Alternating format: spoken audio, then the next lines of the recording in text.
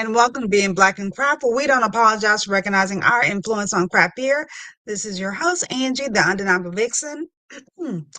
I'm trying not to have a little bit of a cold, so bear with me. But it is January. I had a faux pas last week, so hopefully y'all can hear me and see me. Thank you for joining us. You can always catch us on Instagram Live, Facebook, as well as YouTube. And then the next day, you can always check out the audio on all streaming platforms. So, one thing that I wanted to mention because I live in Dallas. So, this is pretty much how I was living Thursday to what, Saturday? Uh, I knew the storm was coming, so I just went ahead and just took the day off that Wednesday. So I was like, Happy Friday to y'all on Wednesday. And I stayed in the house for 2 days, other than, trying to take care of the dogs. But yeah, it hit pretty bad. We had, I guess, a carport fell down over in my complex. So that was kind of interesting. But other than that, no real big things going on at all. The snow is gone. There's a little bit of ice still on the in the grass and everything. And I think we're gonna get up to, I'm thinking like 60. Yeah, I think maybe 60 or 65 by Friday, which is insane. But that's Texas. Um, you never know what you're gonna get. Other like little tidbit I want to let people know, if you're in the DFW area, the Black Bear delegates are going to be at On Rotation this coming Sunday from 1:30 to 4:30. I know that people are celebrating Dry January or Damp January, but if you just want to come and hang out, meet some of the Black Bear delegates, please do so if you're in the DFW area. We always love for people to come and hang out with us. So, wanted to go ahead and get into some news.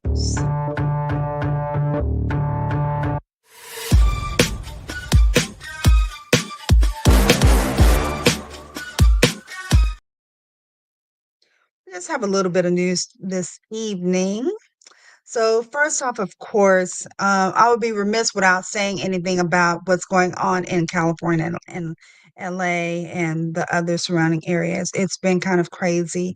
I've been looking at it because I don't watch a lot of TV, but looking on it through the eyes of Teo, one of the co-founders of Crowns and Hops, as he has been really being the eyes and ears for me and a lot of other people that are not in that area, showing where you can go and get supplies, where there's safety, um, people getting needing supplies and also dropping off supplies. So if you're wanting to get more more information about helping, I would definitely look at his Instagram page for links to help him get donations or see where you can help. So check that out.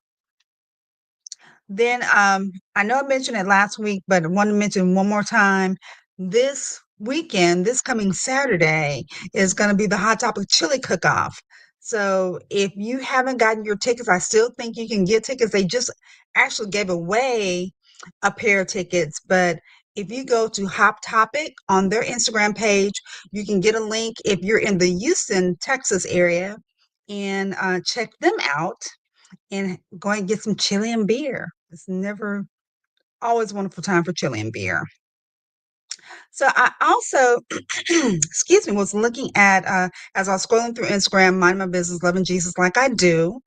I was looking at She Loves Craft and looked at a little blurb that she was talking about the reason why breweries are struggling. And some of the things that she talked about, I was really interested in because she mentioned Georgia, which is where she's based. But I do see where I can really understand where there's a lot of differences just across the board why some of the breweries are struggling. So one of the things that she was mentioning is that it's no longer a novelty. Beer's not a novelty. It's nothing, it's business. It's big business right now. And so you people are wanting more quality compared to nuance, since it's not I know we were doing like slushy beers, we were doing all these different wild different things, but people are just wanting good tasting beer. And she mentioned about marketing, as far as who we're marketing to. And instead of marketing to these beer nerds that are always going to be there, of course, but we're looking for new consumers. Those new people are just wanting to know, oh, does this beer taste good or not? Does it taste good to me enough to where I want to drink it? Those are the people that we need to reach out to. And of course, um, one of the demographics that people always forget about is women and non-binary people who drink craft beer or want to learn and drink craft beer. So that's another thing that she mentioned I thought that was really interesting. And then also we're wanting options. We definitely want options. So those NA beers that people were poo-pooing about, they are here as well as non-alcoholic spirits are here. Those choices, as well as RTDs and seltzers, which people thought that they were going to go away. They're not. I think it's made a little bit of a lull, but then they also have hop water as well. Those things. Being on the tap room, having that availability is going to bring other people in, because even though maybe per se, just like it's dry January, but uh, no, I'm not going to even say dry January, just someone that's not drinking, but they're going out with their friends. They want to have an option, and you want to be able to give them an option so they can come in, because going to the brewery, as she said, also, she loves craft. She also said people are wanting experiences. And I agree with that. We're wanting experiences. We're wanting to be able to go and do the bingo, do the trivia. They have live music. I love live music. If I go there and I want to have something, have a drink or two, I want to be able to do that. So those experiences are more uh, bringing that communal place of going to the brewery is what's important. And then she also mentioned something about people are not binge drinking anymore. So, and that made me think about the Black beer delegates, how we have maybe 20 to 30 beers, but it may be 15 to 20 people, and we don't all drink all of that beer. We're having small sips. So, so I guess it's true. We're not really, binge drinking like that. So those are the different aspects that are reasons why uh, you might want to take a look at why some of the brewers are struggling. But please follow She Loves Craft to get her gist on those topics that she was discussing. Then let's see, this is drought season. I don't know. I always get tongue tied. Beer Starts With Us. They have a save the date on February 8th. So it's a teaser. I'm really excited to see what's going to come out, but it looks like they're going to do a new release on some merch. So even though I won't be there, I'm looking and anticipating there's going to be something really great. So if you are not familiar with drought season, um, black beer, black beer is Black history. That's one of their logos. Um, uh, Normalize women owned breweries. That's another logo t-shirt. So they have lots of merch. So check them out. But they're doing something in collection with Atlantucky, Monday Night Brewing. Um, and yeah, it should be really, it sounds like it's going to be a great event. So if you're in the Atlanta area around February 8th, check that out and stay tuned for what's coming up for them. So that's all that I have for the news.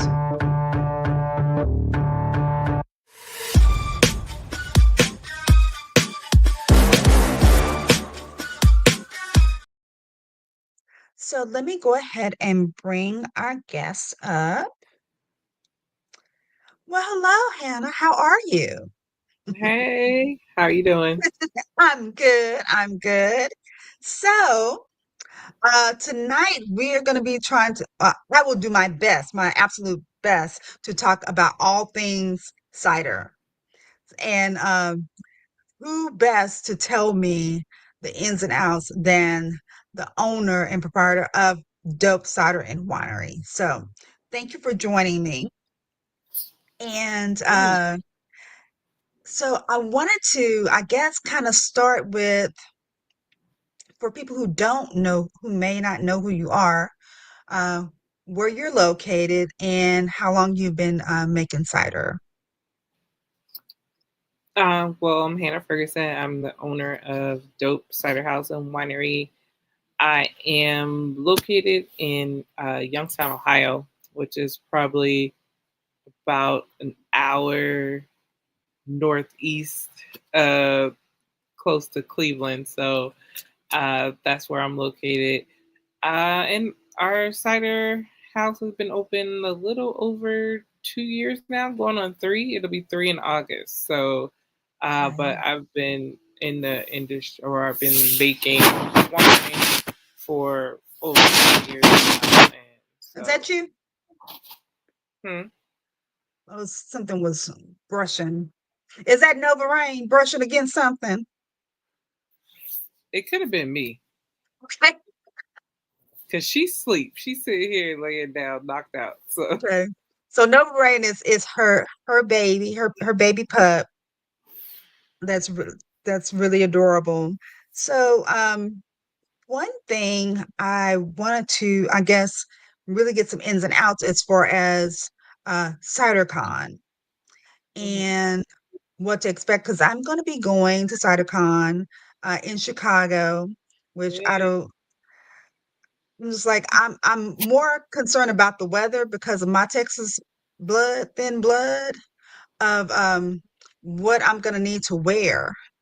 Um, what let's just talk about it. So what should I bring? What should I definitely bring to make sure that I stay somewhat warm? I mean, you definitely should dress warm. Because Chicago cold isn't like Ohio cold either, because it's literally right there on Lake Erie. Uh, Mm, or is it Lake Erie? No, that's Cleveland. It's on Lake Lake Michigan. Michigan? Yeah, and so it's definitely gonna be cold. But then my experience with Chicago CiderCon, it was 2 years ago, and actually I had the opportunity. I was walking outside and I was fine with the hoodie. That was one of our very different or abnormal winters that we had. And I was just like, oh, I was able to walk down the street to the food hall and things like that. And so, but I just suggest hat, gloves. If you like scarf, wear scarf. I will Okay. probably bring my heated vest because I have a heated vest. I thought about ordering one, and then I was Mhm. like, how am I going? I was like, if I do care, I'm going to have to pack a bag, Yeah, put check a bag because I could see that going off. I would definitely have to, but I'm really thinking about investing in a heated jacket for sure I because I'm think so cold natured. it's worth the investment. Like I bought mine a couple years ago, and it's probably like one of the best things I've bought in a long time. Okay. So before, let me step back just a little bit with you. So I know we're going to talk about cider, but let's talk about your wine. What's the last wine that you've made in that has been real popular at Dope so far? Well, I've made. I think I have like five total wines. I have um, a Moscato, a, a grape that's called Diamond. It's a white grape that's similar to Riesling. I have one that's called Ives Noir. It's a like a sweet red. Then I have a Catawba that's an Ohio grown grape, and then the last one is Concord, which is another Ohio grown grape, which a lot of people are familiar with Like Concord the because that's jelly? that's what they make jelly with, the grape jelly with. Okay, Uh, so what but kind it's of a flavor does that give? Is it? I mean, from as because I've never had a Concord grape.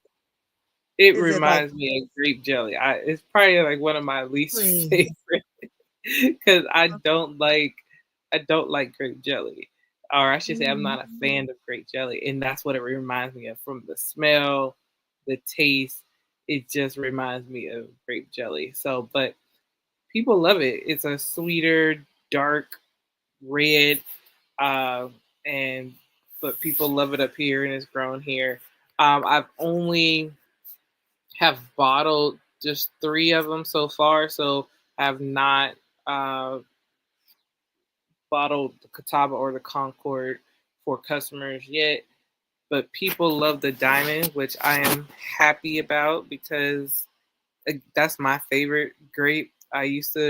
Riesling used to be mine, but this one is similar to Riesling, and it's become like a fan favorite. I definitely once I make it again, I have to probably like triple or quadruple the batch from before. Oh, that's a good thing. So Mm-hmm. how is business at Dope? Because every time I look up, I'm seeing uh you're having this event, you're having a cigar event, you're having music, you're having bingo, you're having food. Yeah. Um, how is that as far as your business maintaining? Is that I guess basically speaking of what I just talked about as far as experiences, do you feel like you have to have an experience every night to Um, maintain that traffic? I think yes and no. It's like I don't necessarily have something every night, but we try to mix it up, especially because we're only open 3 days a week, and then sometimes we'll be open on Sunday as an option, like a pop up option if we do like a pop up brunch or something like in a special event or something like that. Um, I think it just it's for me.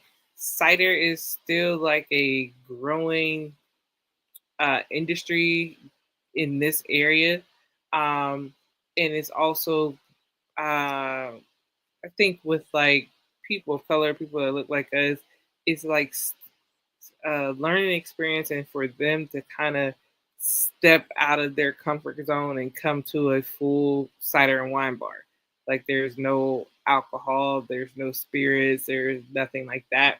So we try to think of things that because our space is small and intimate, what can we do, like you said, to keep people coming? And I have quite a few regulars that I love and appreciate that I like if they're not there for a trivia or bingo on a Friday, music bingo on a Friday, I can text them like, "Hey, you coming? Because we can hold off, for a few minutes before we start."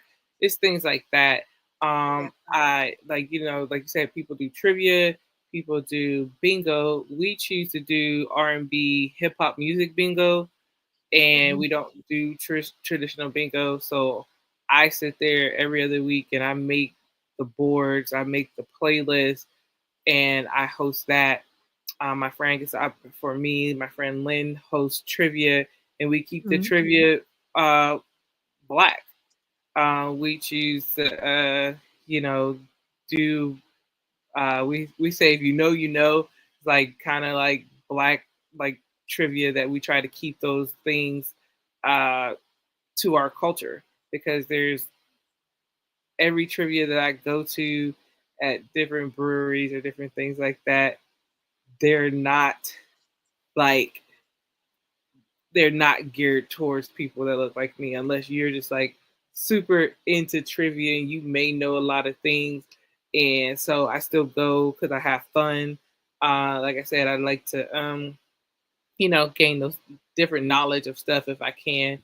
But I just know that just trying to change it up, and I like I said, we do bingo and trivia every other week. Like we don't do like every week you get bingo, every week you get trivia. We try to mix it up with also doing karaoke once or twice a month, and Okay. then Thursdays when the weather was nice, every Thursday pretty much we have the cigar trailer would come and pop out outside and give those options for people. And now, like, we're just thinking of some things now to get us through the winter months. I've done Yeah. things like cheesecake pairings with my ciders, things like that. So again, and then my space is still really small, so I try to think of stuff that would would fit nicely into the space that I have. Yeah. Yeah. It sounds like it's a lot of fun. I hate that I'm so far away that I can't participate, but yeah, if anyone's near, because unlike Texas, where you have to, it's a whole day and you're still in Texas, you can easily get to Youngstown, Ohio within, it's like an hour from Pittsburgh. It's just like nowhere. So yeah, that's really great. And you're still doing good with your part, because Penguin City is still next door, right? Yes. Hmm. Okay. Mhm. Yeah, so it's like a two in one. You can get a little beer, you can get a little cider, or a little cider and a little beer, Yep. right there. So, what do you think is next for you, out, after CiderCon? What's next for you as far as um, dope and the facility? Right now, I've been for the past few months. I have been looking for a larger space. Uh, so that's kind of what's next for Dope is to try to grow and expand bigger. I do a lot of things just based off of the size. Like I keep like my I would say like my outside businesses that I sell cakes to and things like that.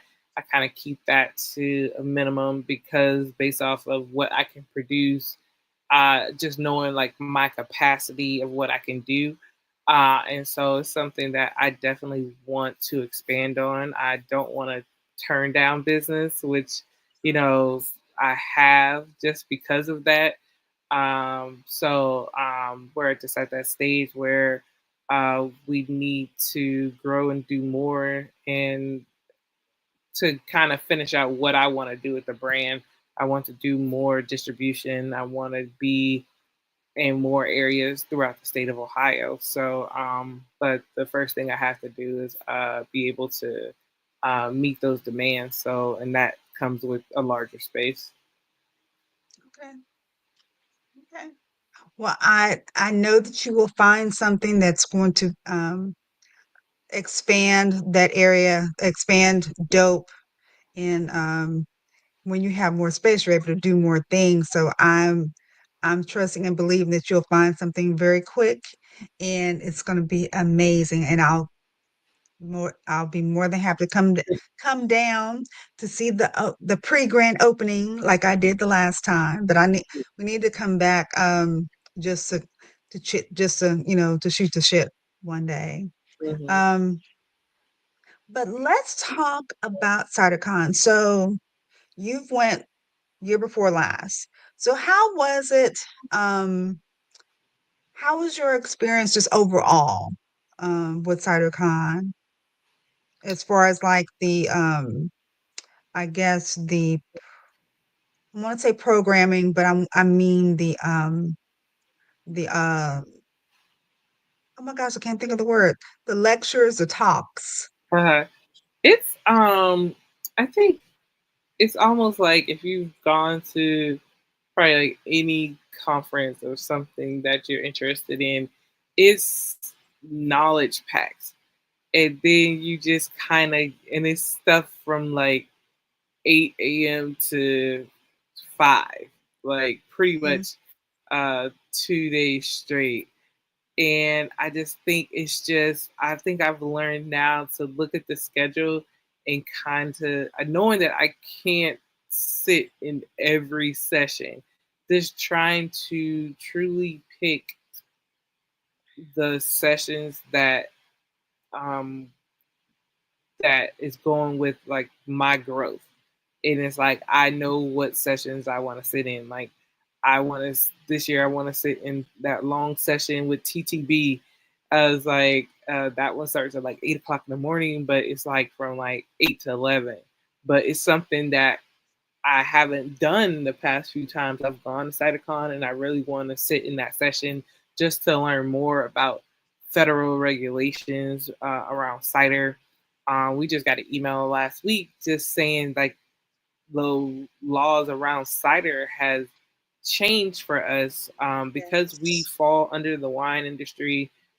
A lot of things that we were restricted to do that you can that you can do in beer. Like now, we were restricted based on our ABV that would determine the can size that we or the can or bottle size that we could do for packaging.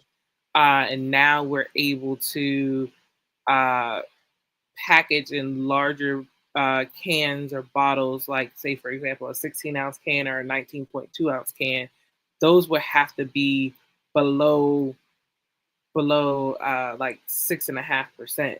Now we're not limited to the ABV. Like we can do seven or more in that size can without being like labeled a wine or being having to put it in like a wine bottle. So it's things like that that I just want to make sure I know what's currently happening in the cider industry and with taxes and things like that.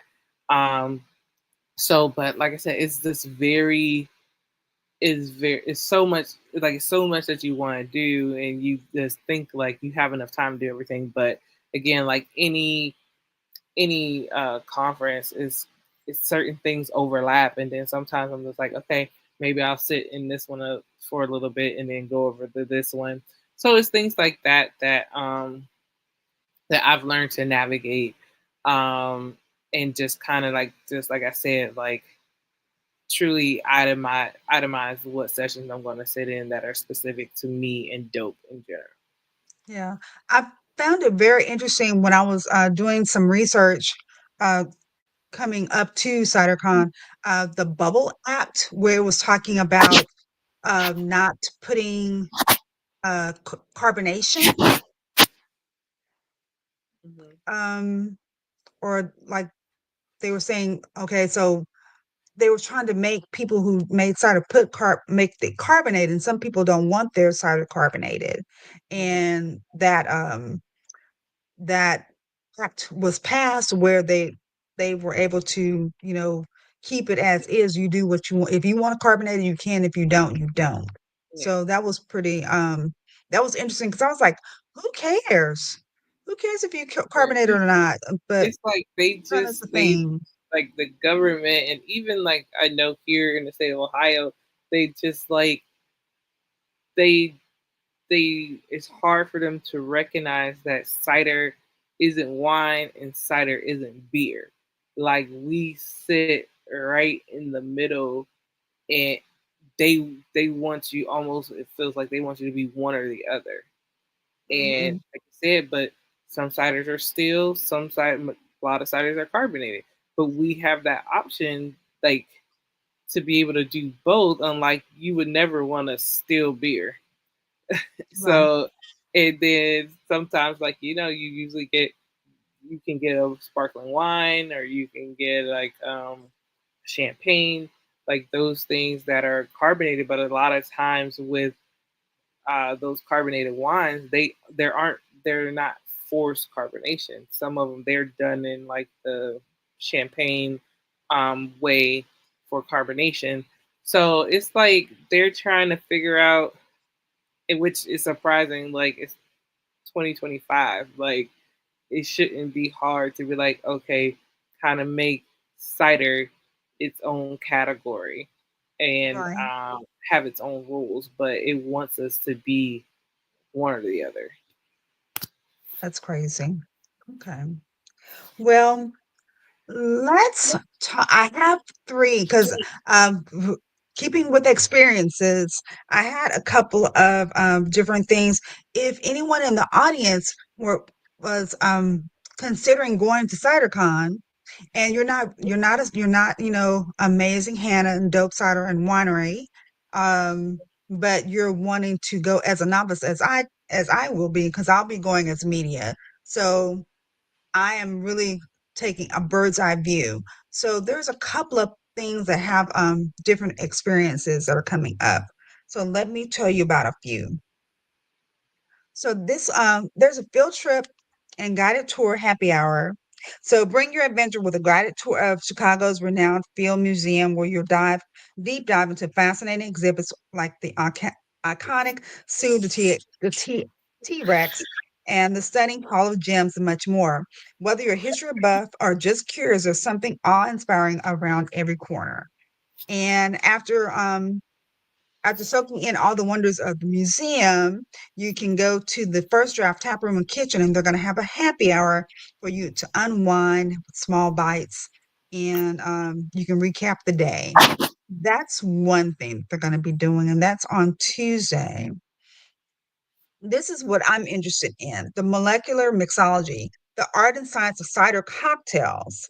And this is also on Tuesday. So join us for an immersive cocktail making experience hosted by the award-winning mixologist Hollow Leg at the prestigious University Club of Chicago.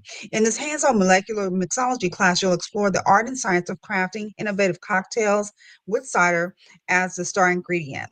Under the guidance of expert mixologists, you'll learn to blend the crisp, refreshing flavors of cider with unique spirits, sensational ingredients, and artisanal techniques to create the perfectly balanced drink. So, regardless if you're an enthusiast or you're just a beginner that's curious, they're going to help you elevate your bartending skills, and you can take those skills and take that home to practice, home to making your own drinks. Then this one is raise a glass and celebrate the diverse cider voices. So join us for a one-of-a-kind four-course paired tasting dinner with the renowned Black-owned Bronzeville Winery in Chicago, showcasing exceptional ciders from the cider makers of color. This exclusive culinary event will feature a carefully curated menu, each course expertly paired with distinctive craft ciders that celebrate diversity in the cider making industry. So throughout the evening, you'll be guided through a flavor journey, discovering unique stories and traditions behind the ciders and shared by the cider makers themselves. Experience a vibrant Chicago's rich culinary scene with the creativity, passion of featured BIPOC cider makers. Hannah Ferguson, oh, I know who that is, from D.O.P.E Cider House and Winery in Chicago. Monique Tribble from Yonder Cider in Washington. Y. Dave Claw from Alma Cider in Washington, and Richard Yee from Brooklyn Cider House in New York, and including cider from Casa de Oro in California. So this one was very interesting to me because you're the only person that I knew between you and Monique with Momentum. Y'all were the only two that I knew that were people of color in cider. But that's because I didn't necessarily branch out, and I don't see, that coming through my timeline. So just even what getting in the room and meeting these people, that are in the cider business, and knowing that, there is, different sections around there, and you're in the company of some wonderful people, and they are, in wonderful company with you as well. And, have you met any of these people before? No, I have not. So Okay. this will be my first time meeting them in person as well. I think when I was looking forward to meeting Monique last year at Portland, but I got like the weather did not allow me to get past Denver, Colorado for Mhm. CiderCon last year. Because I have met the owner of Yonder Cider, she's amazing. So I was looking forward to meeting Monique because she's the head cider maker, Black woman living in Washington, the state. So I was like very intrigued, and then I just uh seeing that same post that you did and seeing who was a part of this, I just just was able to recently add them as like friends on Instagram. So, but I'm looking forward to meeting everybody in person in a few weeks. Do you have any idea what they're pairing? Do you already know what they're pairing your cider with? No. They just said bring some and Yeah, we'll figure I it just told them. I told them what I was bringing, and I guess they're gonna read the description and go from there. So maybe I might be the cider at the end because I might be the dessert cider. I don't know. So, but I'm excited to try this pairing now. It's like it's. I think it's gonna be very cool. The cider songs. Uh, that's who you should have on the show too. They've done like out. a great job, setting this up because they are from Chicago too. So I'm excited to be a part of that. Yeah, this is all new for me, and I'm very excited to be a part of the dinner and try it. I'm glad So you're coming too, so I won't be before when I was there. I am usually by myself when I go seek a brewery because after so much cider all day, you need a palate change, and so I'll be glad to be able to pop out yeah, some breweries with you. one thing that I forgot to mention, the sidebar, Moore's Brewery, they're doing tap takeovers during that week that we're there. Ooh. So I saw that and I think that I have that on the outro notes. And I also sent a note to Funky Town. I was like, hey, I'm gonna be in the city, and I sent something to Afro Beer Chick. Uh she usually doesn't come. She said it's too cold, she don't come out. So I DM'd her. Well, the last time I was there, she came out, and that was surprising. It was a fun surprise, Yeah. and she said the same thing, and so it was like we were able. I forgot where we were that we were all together. I'm not sure if it was Great or I say Great Goose Island, or it was another brewery. But yeah, she did do a guest appearance on us. So So yeah, I sent her a note. She hadn't responded, so I know she has been busy. So I'm gonna have to give her a little ring and say, "Hey, you said that you might. If I tell you, you said you might." So we'll see how yeah, that goes. Well, other than that, let's talk about your other second home that you are usually the beacon of information for Barrel and Flow. So, so what's going on? Have you already put in? Well, do you even have to put in an application, or they all tells you you coming? So I don't worry put in about an application. I put in the application. So I did it as soon as it opened. I did my application for to do a collaboration as well as to be a cider. So it. I Okay, I follow the rules. okay. Well, I figured it was like it's like well, you coming regardless. I don't care what you say. You better be there. I'll be there. Um, is there any? Have you I know it seems far away, but it's not really. But usually, if y'all don't know, Barrel and Flow is a event that is a festival that was usually for like a day. That's now it's almost like a week event. You just kind of get there maybe Monday or Tuesday, and there's events all the way up until the main day uh, that you can drink, eat. There's art, there's music. It's just an immersion with craft beer, and it's BIPOC, BIWOC craft beer. So that's what makes it really, really great. It has been named the number one uh, beer festival in the United States. At least it was last year. I'm sure it probably will be this year because I don't think there's anything like it that we've come across. So, shout out today, shout out to Pittsburgh. Uh, I'm going to be traveling out of the country this year. So, I I'm gonna have to, I'll make my way back. Hey, I want to go to Amsterdam in Mexico in Spain. So that's what I'm gonna be doing this year.